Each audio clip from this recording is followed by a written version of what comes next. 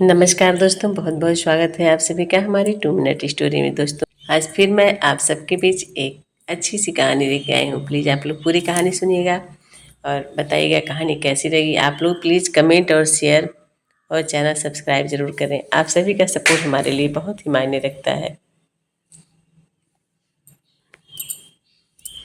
आज की कहानी है रिश्तों की खुशबू। आइए सुनते हैं आज की कहानी। ये दादी सुबह से ही अपनी भौजाई का बेसब्री से इंतजार कर रही थी। दादी सुबह से ही अपनी भौजाई का बेसब्री से इंतजार कर रही थी। हमेशा आराम से रहने वाली दादी सुबह से ही अपनी भौजाई के स्वागत की तैयारी में लगी हुई थी। सुजाता की भी उत्सुकता बढ़ती जा रही थी कि कैसी है दादी की भौजाई और कैसा है उनका ननद भाभी का रिश्ता। ये देखने के लिए वो परेशान थी। थोड़ी देर में आखिर दादी की भाभी का पदार्पण हो ही गया। भाभी उनकी आ गई। अपनी बेटी का सहारा लिए उन्होंने घर में प्रवेश किया। उम्रदराज दादी के भाभी के बाल चांदी जैसे चमक रहे थे। चेहरे पर झुर्रियों का साम्राज्य था और उनकी साड़ी को देखकर प्रतीत हो रहा था कि उन्होंने कितना यत्नपूर्वक उसको पहना हुआ। चरण स्पर्श करने के लिए जब सुजाता उनके निकट गई तो उनके शरीर से आती हुई अप्रिय बदबू तन की समुचित सफाई न होने की गवाही दे रही थी। लेकिन दादी पर इन सब बातों का कोई असर नहीं हो रहा था। वो अपनी भाभी के स्नेह में सराबोर हो रही थी। भाभी भी अपनी प्यारी ननद पर अपने प्रेम प्यार लुटा रही थी।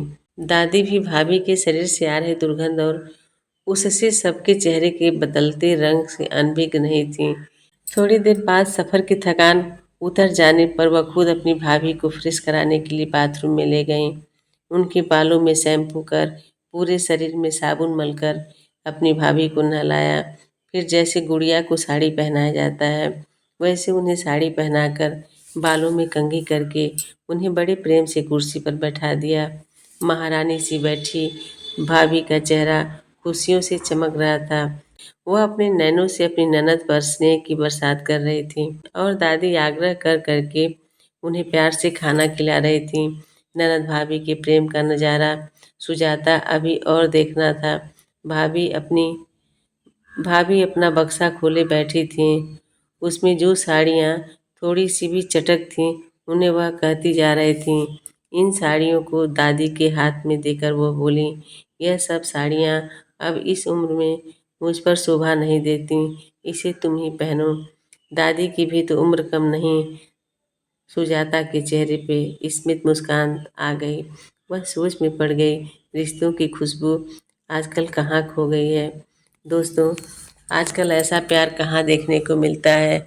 लेकिन अगर वास्तविक प्रेम हो, वास्तविक रिश्तों का मूल्य हो तो उसमें ना कोई कमी नज़र आती है, ना बदबू नज़र आती है, ना उम्र नज़र आता है, कुछ भी नहीं। आज की कहानी यहीं ख़त्म होती है।